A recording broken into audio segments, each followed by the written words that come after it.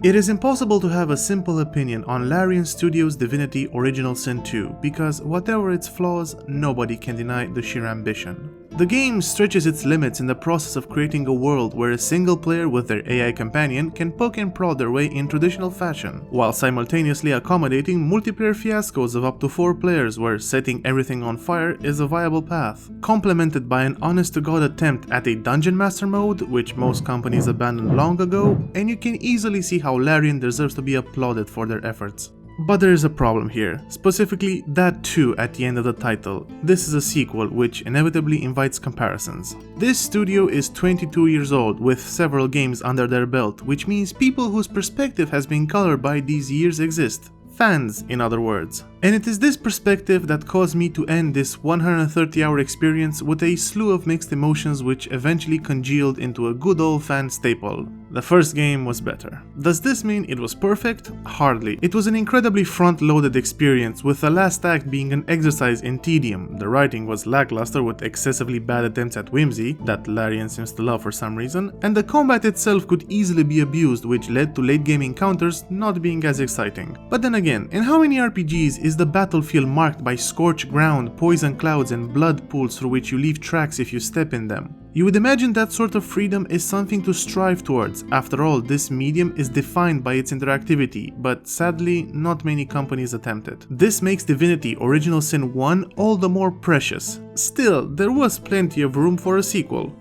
I think the best place to begin with my rather controversial opinion, given how the game was received, is with the openness of its design, that which defines the Original Sin series. Larian has consistently expressed their admiration towards 2 games in particular, Ultima and Diablo. The key here is Ultima, specifically 7, since this titan of the RPG genre has all but been forgotten, except by a few, of which Larian is the most prominent. This is why, out of all of the Kickstarter games in the RPG renaissance, Divinity Original Sin 1 most lived up to the promise of, please give us money to make the game we always wanted to make, unlike some other far more disappointing games. Larian stuck true to their roots and delivered an experience based on interactivity and environmental manipulation, rather than cinematic set pieces or bland action gameplay loops. As it stands though, the sequel is a failed attempt to ruin the first game. The new team tried, they gave it their best, but it was not enough to ruin what made Divinity Original Sin 1 engaging. Every major systemic change that was done by the new team is completely contrary to the open-ended design that defines the uniqueness of this series, as well as exacerbating some old issues. Starting with the leveling systems. You see this number here? You'd better start worshipping it with your body, mind and soul. The sheer power jump that each level represents is ludicrous to say the least. In Original Sin 1, this was also a big issue due to it affecting accuracy ratings, but there was also a lot more breathing room. You were going to struggle and it felt constrictive, but at least the game opened up in the mid-act, with Lucula Forest and Hyberheim being parallel regions rather than sequential. Original Sin 2 on the other hand is completely sequential due to the power curve of levels and the sheer numbers bloat. I had this character which used the shield and could do the Captain America throw, whose damage values were based on the shield's armor value. At one point I got a high quality shield that for some reason was a few levels higher than the current area. It tripled the amount of damage this attack does, turning it from good to godly. That is the type of numbers bloat we're talking about here, and it is exponential. The higher the level, the bigger the difference. This also utterly destroys the process of getting gear. You will never keep lower level items for secondary stats due to them getting outclassed by items even one level higher just by having bigger numbers. So this boils itemization down to visiting the vendors every level and buying the new randomly generated gear. It is impossible to have any sort of attachment with the way leveling is set up.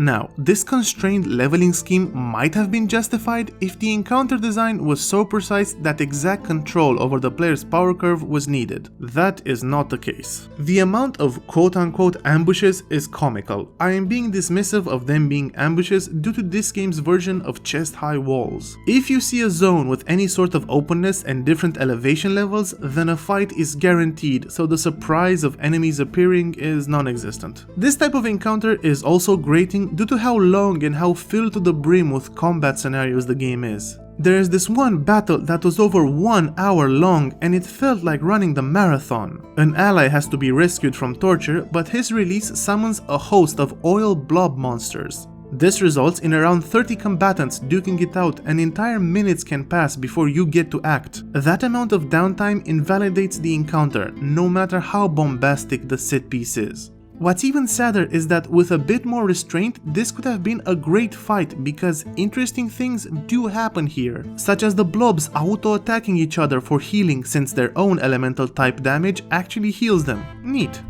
This battle also highlights some other issues. Keeping the guy you are meant to rescue alive is important, but he seems to disagree due to running around in fire and taking boatloads of damage. The AI is not up to snuff, to say the least. When it works, it can actually be impressive though, like flying enemies going to out-of-reach places to laugh at your melee characters. Skyrim, this is not. Unfortunately, most of the time the AI does this. Cornered.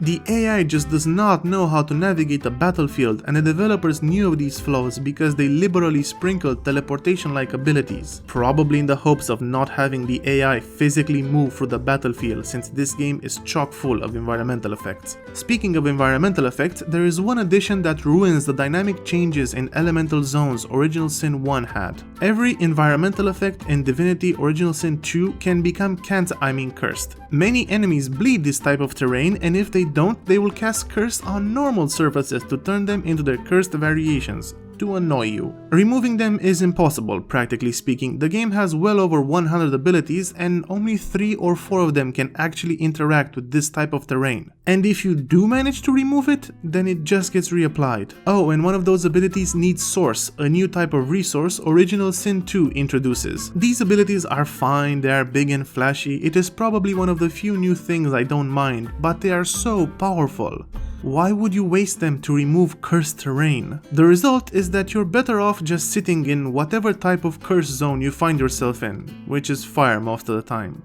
This is fine. Now, after hearing all of that, you might think I am being harsh to the game, but on the contrary, everything I mentioned up till now were things I was permissive towards, more or less. The real decline from Original Sin 1 lies with the armor and the initiative. Let us start with the armor. Each combatant has physical and magical armor which needs to be brought down in order for the vast majority of status effects to apply. This has some serious negative implications due to status effects not being affected by character builds. You cannot make a character who has a better chance to apply crowd control with stronger effects or longer duration. This makes burst damage the end-all be-all tactic. Whittle down someone's armor, apply crowd control, rinse and repeat for 100 hours. It turns every character into the same character, burst damage plus signature abilities from their schools. This character deals damage but can also cast haste, while this character deals damage but can also stun. The sad part is that abilities is an area that was actually improved from Original Sin 1. There are many more choices and their requirements are lower, meaning multiclassing is easier and hybrid abilities encourage this further.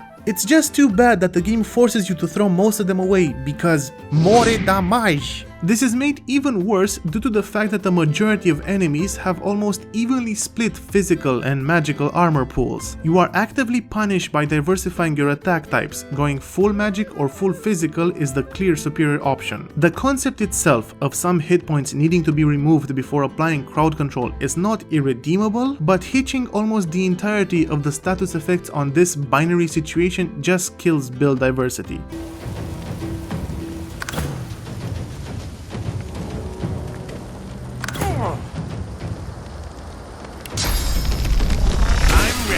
Now the initiative system, that is absolutely irredeemable. The game uses a round-robin system, which means sides alternate in taking action. From a strategic perspective, you cannot predict what the battlefield will look like by the end of a turn, since so many combatants go in alternating fashion. And from a tactical perspective, you can't combo two characters' turns sequentially unless you wait, which usually means getting burst down first.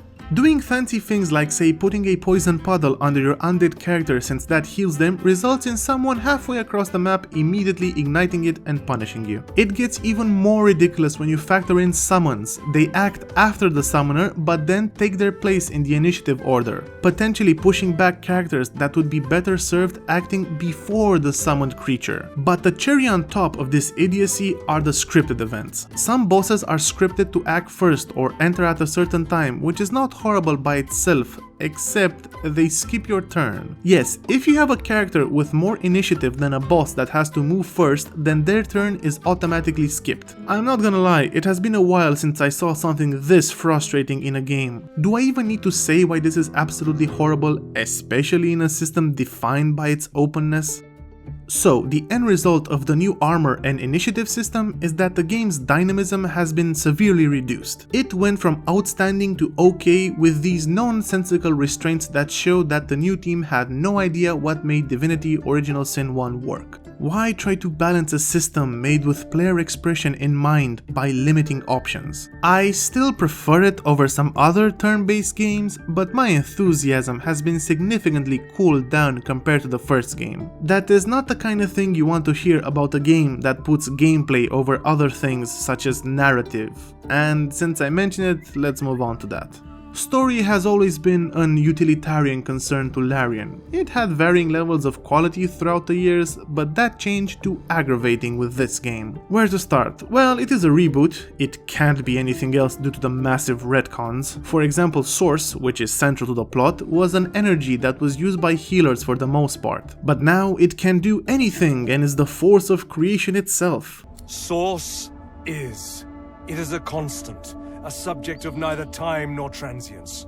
All of life is Source, and in Source it is, immortally so. That is not a big issue though, since the lore of this series wasn't one of its highlights. What is an issue is that this game has like 9 writers, and it shows. I mean that in the worst manner possible. If you're looking for a consistent, coherent world, then this game is not for you. You can see this from the intro cinematic, which presents the witch narrator as a character that incites the story and apparently will play a meaningful role. But in the actual game, she's a meaningless D-list villain of no consequence. She probably got buried by a dozen rewrites, and that is just the tip of the iceberg when it comes to bad writing. The general setup is that you play the role of sorcerers being hunted down by a faction called Magisters due to the fact that source abilities attract monsters named Voidwoken. You get captured, and the first part of the game is about your escape from a prison island. One of the main obstacles impeding said escape are Shriekers, these crucified barely sentient monsters that one-hit kill trespassers. Quick question, how do they recognize Magisters from prisoners? If it is clothes or some other form of identification, then why can't you steal them? These sorts of dubious errors also extend to the world building, not just plot points. What are the Voidwoken, for example? They are entities from another world, clearly, but in terms of when they show up in the normal world? Are they corrupted biological forms that use other living things to multiply? Are they simply teleporting from their dimension to this one? Or are they some sort of corrupted undead that act as a shell? This isn't some small issue. The ecology of the main enemy type makes no sense. What the hell are 9 writers getting paid for? And that's just the start. I have dozens of examples noted, but why hammer home the blindingly obvious? The writing ranges from bad to abysmal due to its disjointed construction and general inability of the writers. However, bad writing is synonymous with the games industry, and I mostly just ignore it by this point, but Larian went the extra step forwards towards the bottom of the barrel. Larian wanted to reinvent itself and depart from the whimsical writing by adding, I can't believe I'm saying this, softcore pornography. Your world explodes in pleasure. It is not even in so bad it's funny territory. This is a company with this animated logo, but then has scenes where you hear the sexual arousement a witch has when drilling holes into people's skulls. It is like a teenager claiming maturity because they listen to Cannibal Corpse. What actually offends me though, and I don't use that word lightly, is the utter lack of sexuality present here. Because a character's relationship with their sexuality is a defining feature of their character. In Divinity Original Sin 2, everyone is pansexual and you get to choose who to sleep with at the end. I can't believe I'm praising them, but at least BioWare had mutually exclusive romantic options, so the romance actually meant something.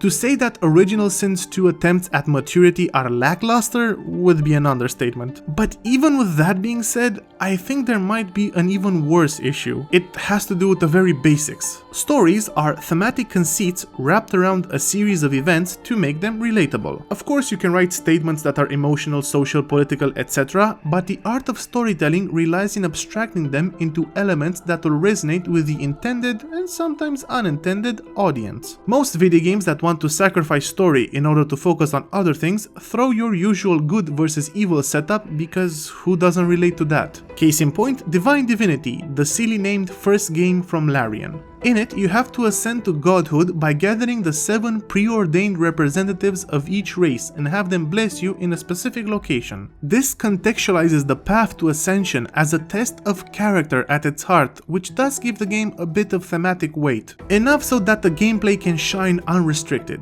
Divinity Original Sin 2 is not like that. The test of godhood is now one purely of power, with absolutely no depth in terms of spirituality or religion. It is just a story about superpowered beings fighting over godhood in a cosmology that has no higher meaning. You would think that anybody with the slightest bit of creativity would have something to say, but there's nothing here. At times I thought I was playing an open world dungeon crawl. Given the colossal amount of writing and how many writers there are, it honestly just made me sad to see how hollow this mountain they created was. Original Sin 2 is like a child that smashes action figures without pretending they are anything but action figures, and that is my final word on the narrative of this game. Larian Studios have reached a milestone in their history with this game, and you know, if there's one area that Larian deserves universal praise, it's marketing. I think they did a phenomenal job selling a game most people won't finish. If someone comes up to me and says, my friend and I fooled around for 40 hours and will never touch the game again, but we got our money's worth, then I'm happy for you. However, this video is not a buyer's guide, since I am a person interested in game critique and development. I dread to see the next Larian game if they keep going down this path, but no matter what happens, I still have Original Sin 1 to cherish. I am a fan after all, for better or worse.